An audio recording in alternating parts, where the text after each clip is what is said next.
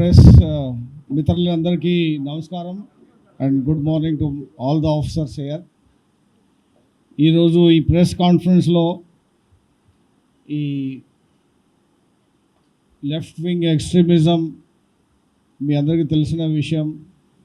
Central government ఒక promise చేశారు 31st March లోపల ఇది మొత్తం ఒక కన్క్లూజన్కి ఒక ఎండ్కి తీసుకొస్తాము. ఈ క్రమంలో లాస్ట్ 1.5-2 ఇయర్స్లో ఆంధ్రప్రదేశ్లో మేము పోలీస్ తరఫున మన ప్రయత్నం చేశాము. ఎక్స్చేంజెస్ ఆఫ్ ఫైర్ అయినాయి, సరెండర్స్ అయినాయి, అట్లాగే అరెస్టులు కూడా అయినాయి. సో ఈ రోజుతో ఈ మొత్తం ఒక లెఫ్ట్ వింగ్ ఎక్స్ట్రీమిజం ఆంధ్రప్రదేశ్లో ఒక ఎండ్కి వచ్చినట్టుగా చెప్తున్నాము. ఈ క్రమంలో చాలామంది కృషి చేశారు, సొసైటీ చేశారు, గవర్నమెంట్ డైరెక్షన్స్ ఉన్నాయి. ముఖ్యంగా మన ఎస్ఐబి ఇంటెలిజెన్స్ చాలా మంచి పని చేసి ఈ మన స్పెషల్ ఫోర్సెస్ గ్రే హౌండ్స్ కానీ స్పెషల్ పార్టీస్ కానీ అందరు పనిచేసి ఈ ఒక ఎండ్కి తీసుకొచ్చాము. ఈరోజు ఇప్పుడు మన ముందు మన కాల్ ఇచ్చాము, మీరు అందరు రండి, మెయిన్ స్ట్రీమ్కి వచ్చి మీరు సొసైటీలో ఒక భాగం అయి మంచి డెవలప్మెంట్లో మీరు పని చేయొచ్చు. సో ఆ కాల్ మేరకు ఇప్పుడు ఉన్న ఈ 9 మెంబర్స్ లెఫ్ట్ వింగ్ ఎక్స్ట్రీమిజంలో చాలా కాలం నుంచి పనిచేసి ఈరోజు బయటికి వచ్చారు. సో వాళ్ళకి కూడా ఒక వెల్కమ్ ఇచ్చి మన సొసైటీలో యాక్సెప్ట్ చేసి వాళ్ళకి అన్ని గవర్నమెంట్ స్కీమ్స్ ప్రకారంగా వాళ్ళకి బెనిఫిట్స్ ఇచ్చి వాళ్ళకి ఈ మెయిన్ స్ట్రీమ్లో ఇట్లా వాళ్ళకి సెట్ చేస్తాము. ఈరోజు senior Maoist leader Challuri Narayanarao alias Suresh, central committee member, తర్వాత secretary Andhra Odisha border special zonal committee. ఈయన దాదాపు ఒక 36 ఇయర్స్ నుంచి ఈ మూవ్మెంట్లో ఉన్నారు. ఇప్పుడు ఈరోజు వచ్చి మన ముందు ఉన్నారు. ఇట్లాగా మిగతా కార్డర్స్, కర్టం లచ్చు, ఈయన DCM ర్యాంక్, ఈయన చాలా ఇంపార్టెంట్ కార్డర్, ఇది కూడా మన ముందు ఉన్నారు. అట్లాగే పోడియం రాజా అలియాస్ రామే, ఈయన area committee member 13th platoon national park area. ఇంకొక కర్టం ఆద్మే అలియాస్ నంగి, ఈయన మెడికల్ టీమ్ మెంబర్ PLJ బటాలియన్లో ఉన్నారు, ఈయన కూడా మన ముందు ఉన్నారు. Muchaki Masa alias Ajith ACM Odisha state committee. Madhavi Jogi alias Rukni PC 8th company నుంచి ఈయన కూడా ఒడిశా స్టేట్ కమిటీ. ముచ్చక్కి లక్ష్మణ్, ఈయన సౌత్ బస్తర్ డివిజన్ నుంచి ఉన్నారు.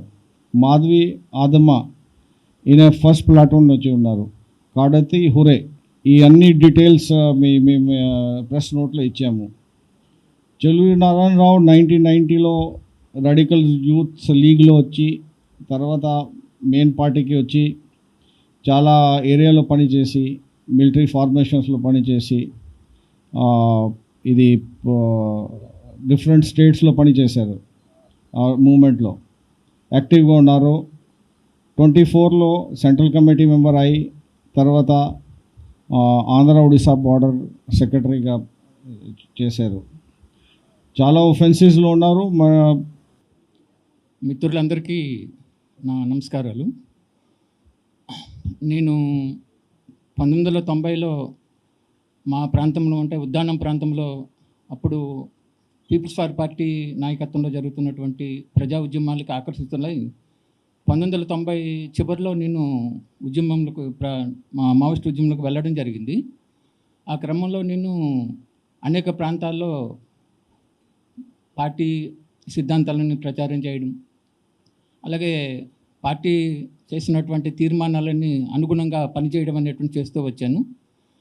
ముఖ్యంగా శ్రీకాకుళం, విజయనగరం, విశాఖపట్నం, అలాగే కోరాపుట్, మల్కన్గిరి, రాయగడ ప్రాంతాల్లో నేను పనిచేస్తూ రావడం అనేటువంటి జరిగింది. ఈ క్రమంలో అనేక సమస్యలు వచ్చినప్పుడు కూడా వాటిని పరిష్కరించుకుంటూ ముందుకు వెళ్ళడం జరిగింది. అయితే ఇప్పుడు పరిస్థితులు చాలా మారాయి. గతంలో నేను మావోయిస్టు ఉద్యమాలకు వెళ్ళినప్పటికీ పరిస్థితులు, ఈరోజు చూసుకునేటప్పుడు పరిస్థితుల్లో చాలా మార్పులు వచ్చాయి. ముఖ్యంగా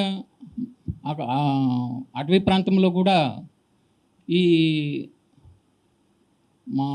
అనేక మార్పులు అనేటువంటిది జరుగుతూ వచ్చింది. బయట సమాజంలో ఎలాగైతే మార్పులు చోటు చేసుకుంటూ వచ్చాయో, మేము పనిచేస్తున్నటువంటి అటవీ ప్రాంతంలో, ఆదివాసీ ప్రాంతంలో కూడా అనేక మార్పులు చేర్పులు జరుగుతూ వచ్చాయి. ముఖ్యంగా ప్రభుత్వాలు ప్రవేశపెడుతున్నటువంటి అభివృద్ధి సంక్షేమ కార్యక్రమాలు ఈరోజు గ్రామీణ ప్రాంతాల వరకు కూడా వెళ్ళడం అనేటువంటిది ఒకటి మనకు అక్కడ కనిపించినటువంటిది. అలాగే మారినటువంటి పరిస్థితుల్ని పార్టీ ఎప్పటికప్పుడు దాన్ని అప్డేట్ కావడంలో కూడా పార్టీ వైపు నుంచి వైఫల్యం అనేది ఉంది. ఎప్పుడైతే మారిన పరిస్థితికి అనుగుణంగా పార్టీ తన సైద్ధాంతిక రాజకీయ స్థాయిని పెంచుకోవడం, దానికి అనుగుణమైన ఎత్తుగడలు రూపొందించుకోవడం, దానికి అనుగుణమైనటువంటి నిర్ణయాలు చేస్తూ ముందుకెళ్ళడం ద్వారానే ఆ ఉద్యమం అనేది ముందుకు వెళ్ళేది. కానీ పార్టీ తీసుకున్నటువంటి నిర్ణయాలన్నీ కూడా అవి వాస్తవ పరిస్థితులు సంబంధం లేనటువంటి పద్ధతుల్లో ఆ నిర్ణయాలు అనేటువంటిది ఉంటూ వచ్చాయి. దాని మూలంగా ఈరోజు మావోయిస్టు ఉద్యమం అనేటువంటిది మన ఏఓబలనే కాదు, మొత్తం దేశవ్యాప్తంగా కూడా మావోయిస్టు ఉద్యమం అనేటువంటిది ఈరోజు కనుమరుగయ్యే పరిస్థితి అనేటువంటిది వచ్చినటువంటిది. దీనికి ప్రధాన కారణం మావోయిస్టు ఉద్యమం అనేటువంటిది ఈరోజు తనకు అప్డేట్ కాకలేకపోవడం, పరిస్థితులకు అనుగుణంగా అప్డేట్ కాకలేకపోవడం అనేటువంటిది మెయిన్ కారణం. కాబట్టి ఈ పరిస్థితుల్లో నేను ఇంకా సాయుధ పోరాటాన్ని అనేటువంటి వైపు కాకుండా సాయుధ పోరాటాన్ని వదిలిపెట్టి జనజీవన సమితిలో కలిసి ప్రజాస్వామ్యబద్ధంగా నా కార్యాచరణ కొనసాగిద్దాం అనేటువంటిది ఆలోచనతోనే మన ఏపీ పోలీసుల ఎదుట వచ్చి లొంగిపోవడం అనేటువంటి జరుగుతుంది. కాబట్టి ఇక్కడ నుంచి నా కార్యాచరణ అంతా కూడా ప్రజాస్వామ్యబద్ధంలో కొనసాగుతుంది అనేటువంటిది మరొక సందర్భంగా మన మిత్రులందరికీ కూడా తెలియజేస్తూ ముగిస్తున్నాను.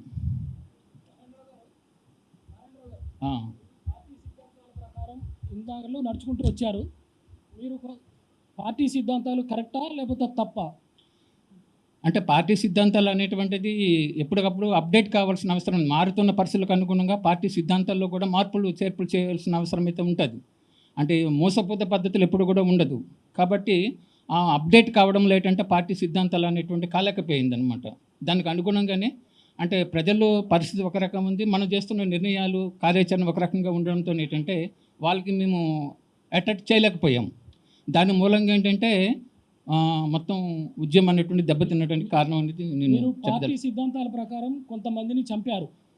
మరి వాళ్ళ కుటుంబ సభ్యులకు మీరు ఏం సమాధానం చెప్తారు? అది పార్టీ సిద్ధాంతాలు అనేటువంటిది ఏంటంటే అది నా వ్యక్తిగతంగా నేను ఎవరు నాకైతే శత్రువులైతే కారు. ముఖ్యంగా ఆ రోజు కమిటీలు తీసుకున్న నిర్ణయాల్లో భాగంగా నేను అందులో పార్టీగా వన్ ఆఫ్ ది మెంబర్గా పార్టీ అయ్యానే తప్ప ఇందులో చంపిన వాళ్ళు నాకు ఎవరు శత్రువులు కారు. అది వ్యక్తిగతంగా నేను చేసింది అయితే మీ కాదు. పార్టీ నిర్ణయాల్లో భాగంగా నేను కొన్ని సంఘటనలో పార్టిసిపేట్ చేయడం జరిగింది. అయితే అందులో మెయిన్ పాత్ర అయితే నాది కాదు, వన్ ఆఫ్ ది మెంబర్గా పార్ట్ కావడం అనేటువంటిది నా వైపు నుంచి జరిగింది. ఖచ్చితంగా కూడా సార్. ఎందుకంటే అంటే ఈరోజు చంపిన వాళ్ళు అనేటువంటి కాదు, ఇంకా ఈరోజు ఇంకా చాలామంది చనిపోయినటువంటి వాళ్ళు కూడా ఆ రోజు తీసుకున్నటువంటి అది తప్పకుండా అది నా వైపు నుంచి అయితే అది పొరపాటు అనేది ఒప్పుకుంటున్నాను. ఇస్మా ఎన్కౌంటర్ అనేటువంటి ఎన్కౌంటర్ అనేది ఒక సంఘటన సార్. కానీ ఈరోజు పార్టీ ఇదిగా అంటే మొత్తం దెబ్బతినడానికి కారణం ఇజ్మాయిల్ సంఘటన ఒకటే కాదు, పార్టీ రాజకీయ సైద్ధాంతిక నిర్మాణ దీంట్లోనే సమస్యగా మనం చూడాలి తప్ప ఒక ఎన్కౌంటర్ ఏదో జరిగినంత మాత్రం పార్టీ భయపడి వచ్చేయడం అనేటువంటిది కాదు. ముఖ్యంగా తను తీసుకున్నటువంటి నిర్మాణ రాజకీయ ఎత్తుగడలు ఏవైతే ఉన్నాయో అవి సరైన టైంలో తీసుకోకపోవడం మూలంగా జరిగినటువంటిది. Thank you sir. మళ్ళొక సందర్భంలో మీకు అందరికీ కలిసి తప్పకుండా అటెండ్ అవ్వడానికి ప్రయత్నం. Thank you.